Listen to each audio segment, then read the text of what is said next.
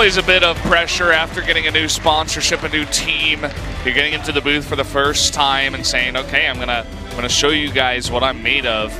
And can he actually do it against a guy like Alive? This is, of course, Bjol in our lime green Jennair booths. Everything is green here. it's pretty nice. It's just like, it's such a unique color of green as well. But of course, this is Premier. Challenger will start this weekend on Friday. Of course, we'll see which players make it into Challenger or Premier at the end of the season. But going over to talk about Alive, of course, the Siege Tank King. This guy, always sort of that Terran player that never quite made it into our pantheon of Terran gods. Is that a tattoo on his arm, or did he just write in cursive on his arm? He forgot his build order, Brendan, so he's like, all right, I gotta remember to make tanks right here at the 2-minute mark. And he had to write it in cursive too, just to make it look fancy. He's an elegant nerd, man. All right, so coming up, our next best of 3 will be Bjol versus Alive. One player will pick up their advantage. Of course, you do want to win 2-0 to get more share of that prize money. More money. All right, so let's go ahead and get into our second best of 3, Bjol versus Alive. Bjol, 한지원. Alive, 한이서.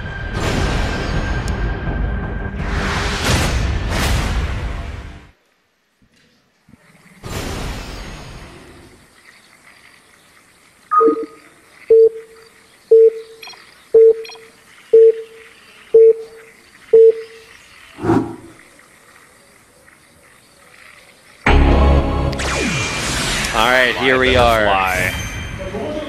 Fly, butterfly. Our Zerg player, Bjol. The crowd is still trying to get it down. We're gonna teach our nerds how to cheer. All right, our blue Terran player, Alive. There we go. All right. The second cheers the charm. There we go. All right, so Alive coming in here. Theoretically, at least, if you want to believe the standings, we've seen pretty solid stuff from Alive, of course, coming off of a very high placement in the round of 8 at Intel Extreme Masters World Championships. Really, really sick Terran versus Terran play in that tournament. But now he's going to go into a TVZ. And as far as win rates go, basically the same as far as racial win rates go between these two players. If you want to count their head-to-head over the entire course of their career, then Bjol slightly edges out Alive, but of course that's been a very long career for both players, so really just going to decide kind of a new era of play against each other. Get a chance to see how that goes here tonight. I'm going to start off things pretty simple, pretty normal. Yep, Pool and Gas. Alive, his hair gets crazier and crazier the more we see him. Game number 2, it's gonna be like up in a mohawk. Game 3, it's just gonna be shaved bald. It's gonna be blonde, man. It's gonna be blowing back in the wind. He brought a span here for Super Saiyan Alive. Yeah. Okay, so now we get a chance to see what the build is coming out from Alive. He has Bank and Minerals, and there goes down the command center. So it's gonna be a Pool with Gas up against the command center first. So that is maybe a little bit of a window for Bjol to be able to get something done. Entry, of course, up, and nothing too crazy aside from just the opening build.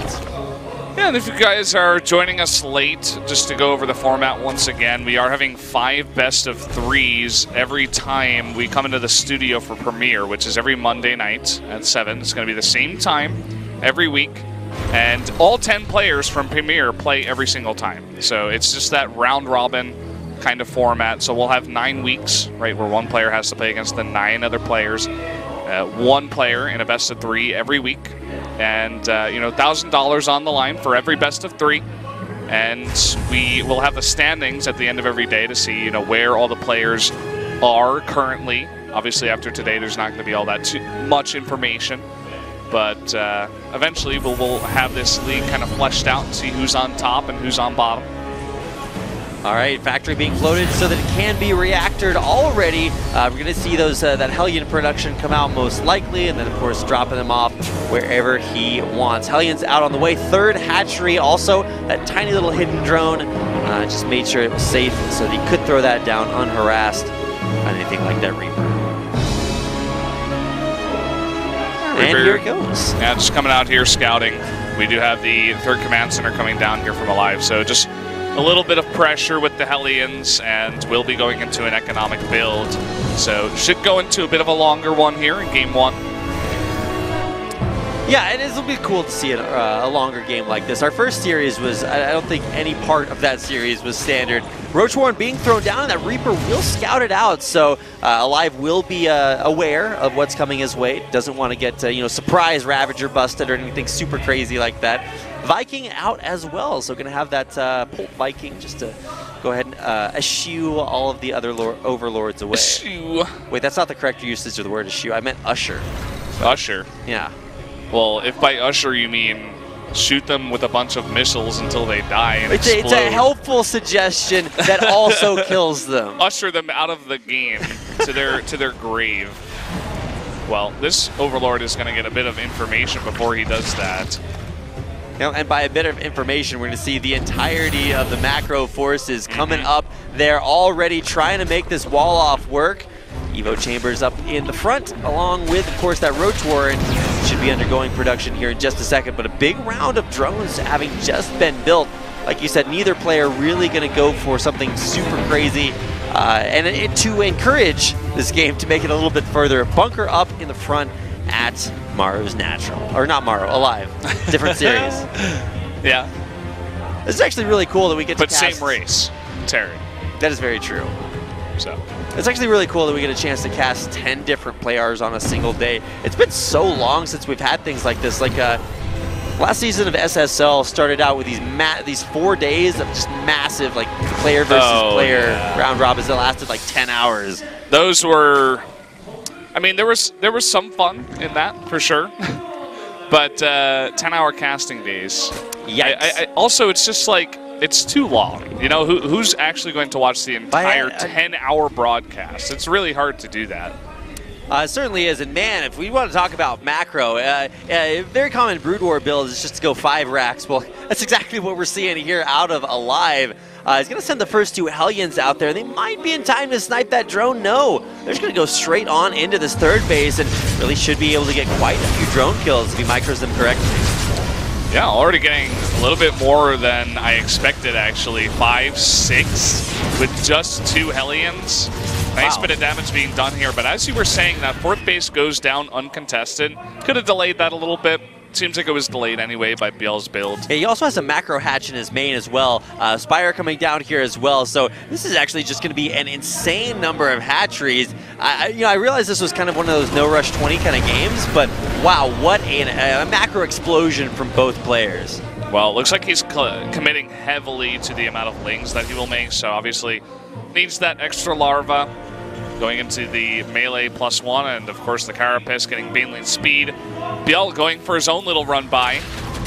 Here come those emergency medevacs in there to once again usher the Zerglings away. That's kind of my word of the day, I guess. Yesterday it was ubiquitous, so be glad you didn't catch the word of the day. Then. I like this word of the day a little bit better. Usher. All right, well, more and more Zerglings, like you said, a massive flood of Lings coming down, just trying to find any little hole, any little weakness in Alive's defenses. Turns out he's actually pretty walled up, and now finally trying to get something across the map. But man, Biel has just been able to macro like a boss in the back of this. Spire just about to complete 25 Zerglings in production and about to complete there as well. And this time, no medevacs to save these workers. Yeah, the Marines do get over here.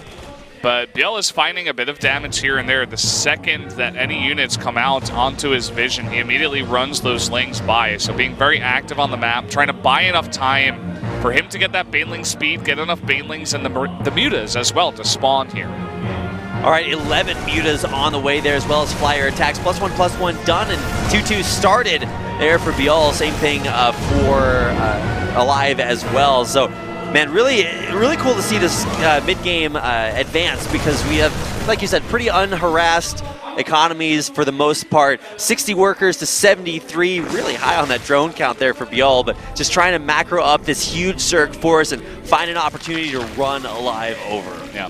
You can see that he's only making Banelings now because he didn't need them earlier, just investing all of the gas that he had into straight mutas. This is a nice little run by of 2 medevacs coming over here, going to clear up a lot of creep, grabbing a couple of queens too. Yep, gonna scan as well and find out what he can get done. Finally, reveals the Mutalisk into a lot of value, taking out both dropships. Yeah, definitely a good time to reveal those mutas, getting that damage done. And you can see those Lings on the right side, just so menacing, waiting for their chance to strike. It seems like Alive does spot them, but I love the fact that he's just being very active with these, trying to find any damage that he can. Yeah, and really great Mutalisk control, not only to avoid getting picked off by big clumps of Marines on the ground, but taking out Medevacs, Vikings, and really just being really mobile and active with both the Zergling Force and the Mutalisk, and now bringing them both together to find more value, taking out little chunks of Alive's forces. Yeah, fighting where he can. You know, he loses some Zerglings there, but a pretty even trade. Doesn't lose any of his mutas as well. Back at home, he's amassing this big amount of Lings, making Banelings where he can whenever he has gas. He's not overcommitting to the mutas, making them about 4 at a time. But I think we need to see some more AoE in this Terran force. I think there's only 3 Widowmines, and if those Widowmines do not get good hits, I think this Terran army could just get overrun. All right, well, here comes the big push up from Alive. This is his sort of Deus Vult, is going straight into the homeland of the Zerg forces. Muta's in the background getting a lot of damage done, but is there enough here? Not really moving his forces back. A lot of Banelings do connect, but it's all on Marauders. Yeah, so many Marauders in the mix too, and that's where a lot of that Terran gas is going. Here comes the rest of the Banelings though. And he did clear up a lot of creep earlier on, but not all the creep up here on the high ground, and it will be enough to clean up that Terran army. And look at these mutas in the back door, getting 16 SCVs. SCV kills there, lots of damage done, and just barely the least little bit amount of units back at home to defend for Bjorn. Alive has to pull back, and now very wounded, 44 workers to 79 drones. Yeah, Bjorn really making the pace of this game so far, saying, okay, Alive, you can attack into me, but I have all the units ready. Meanwhile, I'm going to attack your expansions, attack your economy. It looks like he's coming around for some more. I mean, Bjorn just now getting his 5th base up, and he's still not totally shored up back at home. There are a couple of Widowmines there, but once again, great Mutalisk control, just trying to pick off little bit by little bit. And I mean, pretty soon, Bjorn will just be able to stomp out this force that Alive has across the map. And moving back in once again does take a pretty decent Widowmine hit, but it's not enough to kill off many of those Mutas. Alive's like, nah, you know, actually, I'll just let you mine from there for a little bit. How nice. It's okay, yeah. More than enough here to push this medevac dropship away, and nice victory here by Alive, taking out the 5th, but I mean, something tells me Bjorn really didn't even need that base. He's getting so much damage done at home. No missile turret. Okay, I say no missile turrets right as the single one hits. All right, 1 missile turret there One to missile defend. turret, and that's not nearly enough. There's no Widowmines at this natural. You can see Bjorn is playing it safe because he's not 100% sure. Also, he doesn't want to eat those missile turret shots if he doesn't have to. But he could take out all those SCVs if he really wanted to, right? I think that's what he's just going to do. Dive on top of that missile turret, take it out, and all of the SCVs along with it. 15, 16, 17 SCV kills in the back lines. And even though this force from Alive is scary, nothing can take on these Mutalisks. There's 22 SCVs left. Oh my. He doesn't really, I mean, he's Terran, right? He does have mules, but that's not the biggest SCV count. That is a gigantic Widowmine huge hit. connections, but is it big enough? Certainly doesn't look that way. The Mutalisk force continuing to get value, taking out Alive's 3rd base. Look at how many Banelings are left over, even after that Widowmine hit that hit mainly Zerglings. So once he gets this big swell of Zerglings and even more Banelings, he will go for the push, taking out these Widowmines. He's just going to build up Zergling, Baneling, everything he needs there, and then just run Alive over. Here we go, trying to come up on top of that high ground. Muta's now back at home. Might just be too much. Here we go. Banelings rolling in. Big Widowmine hit, but not enough Marines left over to fight. GG, Bjorn takes game number 1. That is, as they say, Valdez, the way that the cookie or the Terran forces crumble. Of course, Bjorn will pick up his 10 achievement points for his first win in the SSL. a really solid game after our first series. Nice to see just a big macro game on both sides. Really liking that play out of Biel. You know, he, as you were saying, macro play on both sides, but I feel like Biel was the first one to kind of take the control of the game into his hands. He's like, okay, you have to respond to my metas. You have to respond to my run bys. You can't go on my side of the map. There's too much creep here. He got so many hatcheries very, very early on. He identified the build for that Overlord, like you were saying. He saw the third command center, and once he saw that, it was just the Zerg macro engine went into overdrive. He's like, okay, lever forward. Here we go. Yeah. The word for that kind of style in, I think, Brood War is called Sauron Zerg, where you just, like, take everything you can out there on the map. He put down a couple more bases, he got a macro hatch, and he just built Infinity Zerglings. And from there on out, Alive just really couldn't come back. So, stylistically, when it comes to the macro game, Biel seems to be on point. But Alive, a man of many styles, we'll have to see what he brings out here in game number 2. It is a best of 3, so he's looking for his win to keep himself literally alive. Now we'll see if he can do it.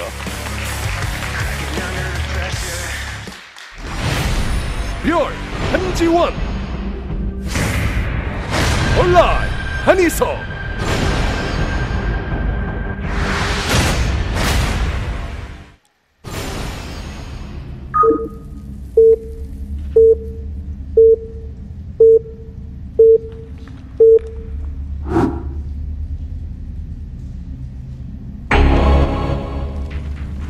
Here we are in game 2. Jin Air, of course, the sponsor. If you guys haven't seen that enough yet, up in the top left, it is Biel, purple Zerg. And his opponent in the blue on the lower right-hand corner of Frost. This is Alive.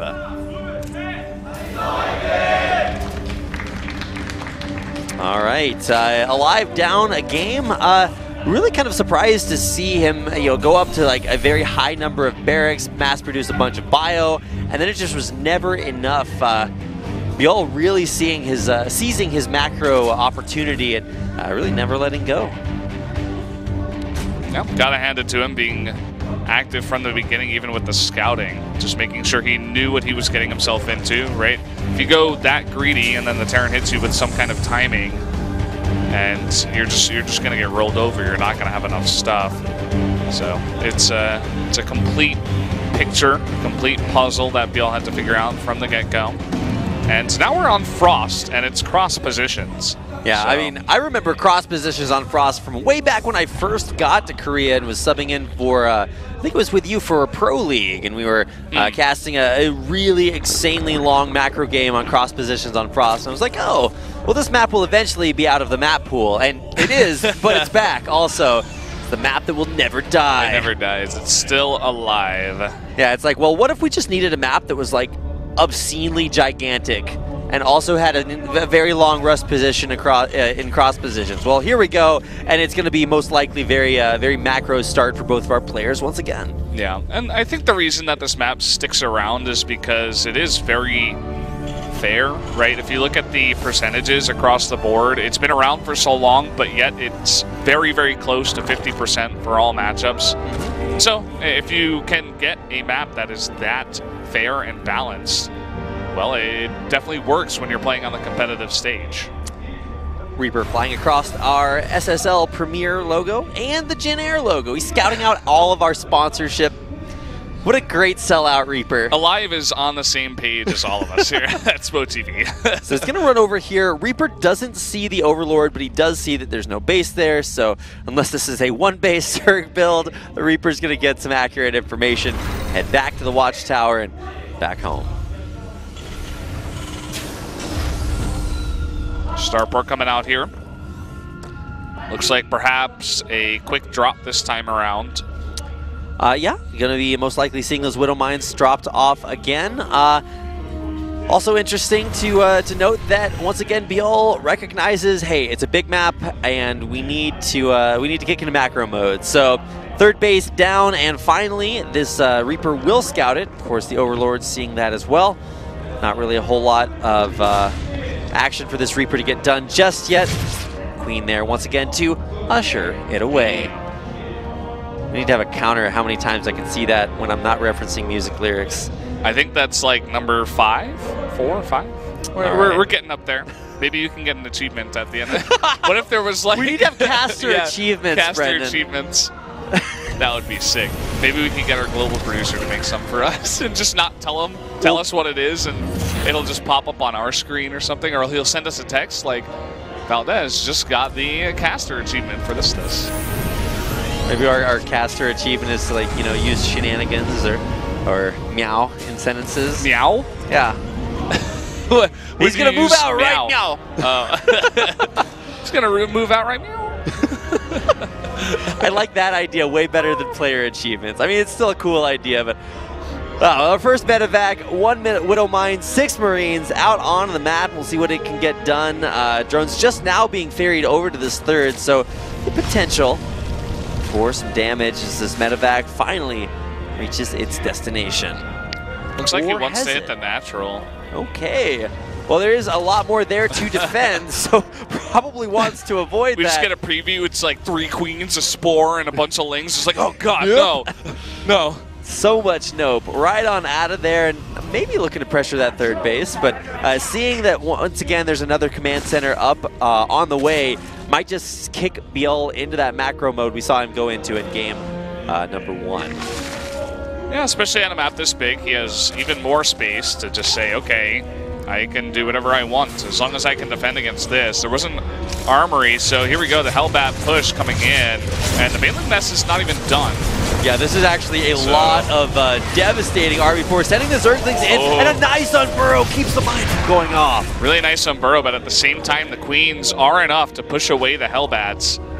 And so it looks like Alive will have to regroup, and this is going to give Biel more time to build more units, and he decides that he has successfully held off the push. He makes 14 drones. What a read. 14 drones, double extractor coming out. He's going to be getting, he already has the Evo chamber up and pumping, and you know, I always feel like as Zerg, a lot of times the players that lose very early just misjudge that. And so even players on top of their games, sometimes it's just really hard to know when you've held forever and when you still need to be you know, playing a little bit more cautiously. And here comes the medevac in once again, but once a perfect spore crawler position. Oh my God. Yeah, and there's an auto turret being annoying. This Raven, you know, getting some damage done. But what is 4 drones in damage when Biel is already...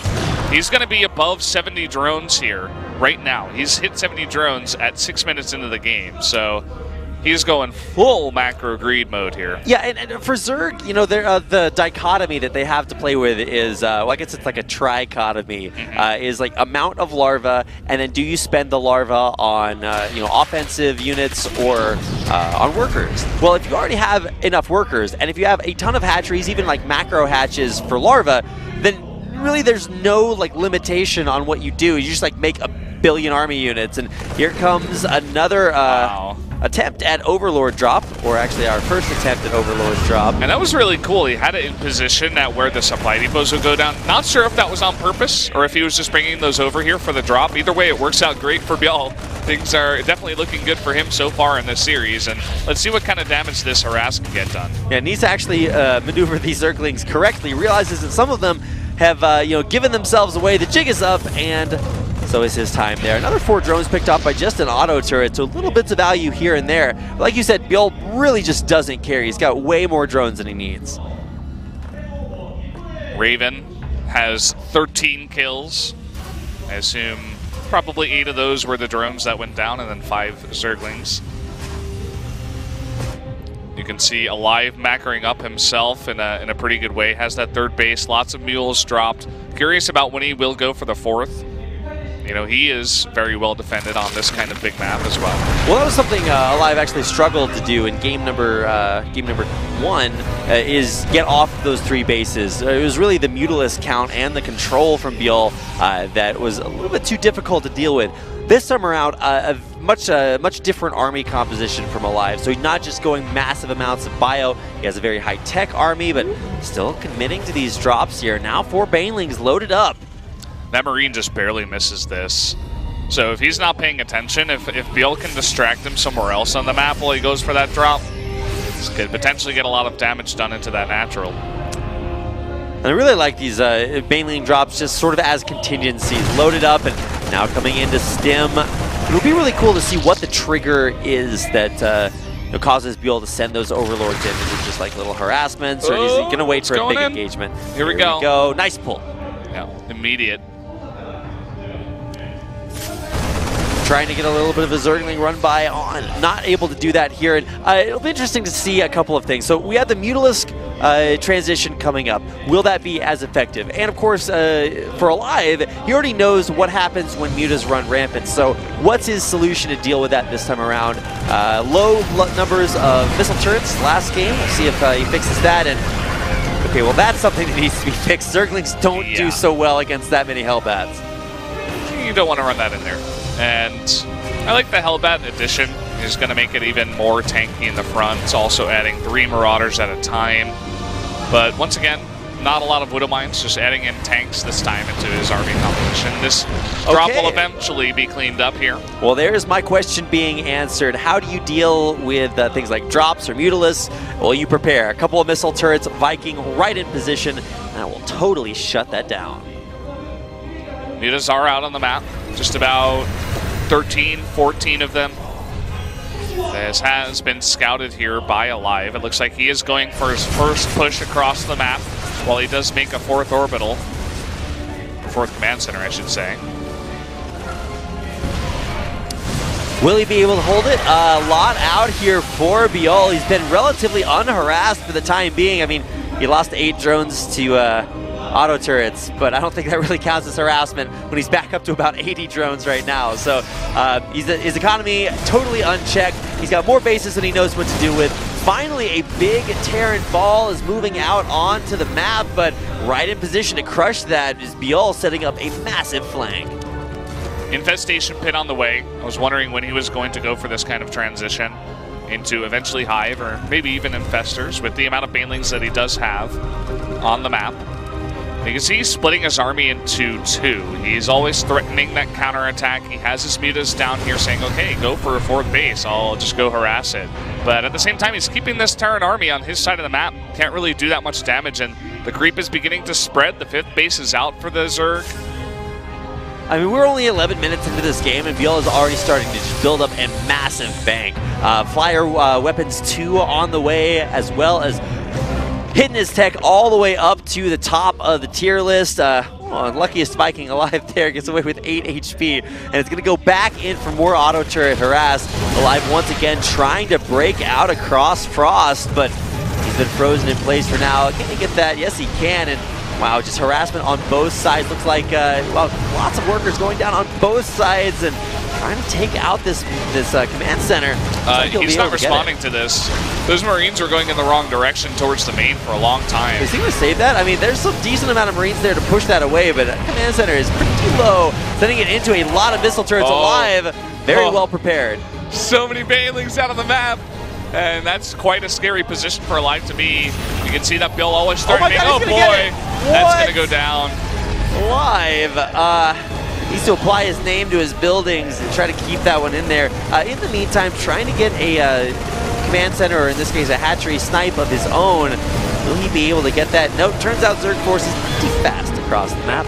Much more mobile, and it's working out for this gigantic map. Cross positions Frost so far. You can see Alive still has not been able to push, and a denied 4th base is huge because we don't see the Terran macroing up on 4 bases with 3-3 going for massive pushes and harassments right now. He's just kind of sitting in his base, trying to survive still, and not really doing all that much damage. I mean, 3-3 on the way, about to complete there for his ground units.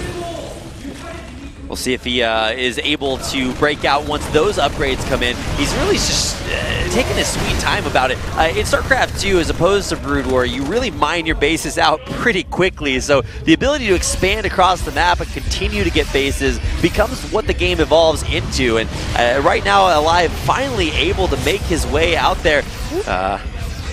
Grab himself a 4th base and push the Mutalisks away. You can see that Alive, now that his 3-3 is finishing up, he's getting a lot more aggressive. This 5th base is not going to live for much longer. Bill has to give that away, but a massive counterattack coming across the map. And this is an orbital, not a planetary. Seems like some Banelings running into some trouble in the middle of the map, but at least he does stop mining for quite a bit here at the port. Picking off quite a few workers there as well, forcing a lift and just really starting to hit this weakened economy of Alive. so much Zerg he can't even get through there, and more Banelings than he knows what to do with. I'm pretty sure Bjol has one Baneling for every Marine at this point. It's getting to that point right now. The little Zergling that could, taking out everything there at the base. Alive once again pushed way back into his base, unable to get out on the map.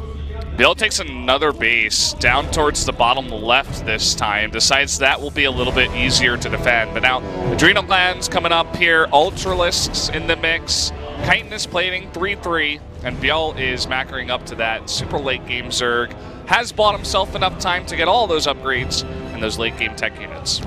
Now Terran here is going to hit, the end game for Terran. He's going to get the Liberator range, which is just now completed. Lots of Liberators on the way as well. But when the Zerg player he's going up against has like a 2k bank, I mean, you can kill a lot of Zerg, and he's going to be able to just build it right back. So we'll find out whether or not he is. No, you got to keep moving. That is the unluckiest of dropships taken out, and once again, Alive just stymied. Yeah, he doesn't really have a counterattack option. Kind of just moves into the middle of the map.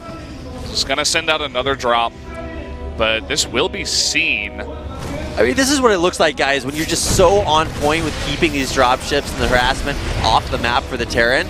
He's just unable to really stop you at any turn. Trying to just get in there and pick off every single... Whoa, too far.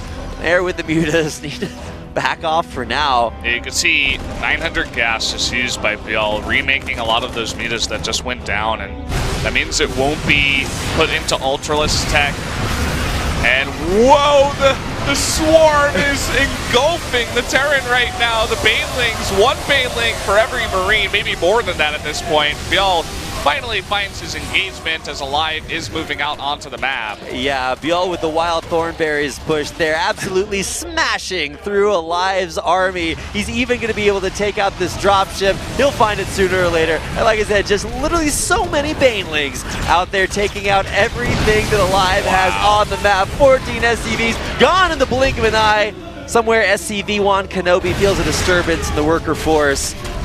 So many SCV voices cried out, were suddenly silenced. The command center's going to land, but I don't know if that's really going to do it. But Ultra's still there. Man, Biel is just having an unbelievable series. Two really solid, clean macro games, making the Terran's life look really hard. And I'm sure there's a bunch of Terran tears in the chat right now.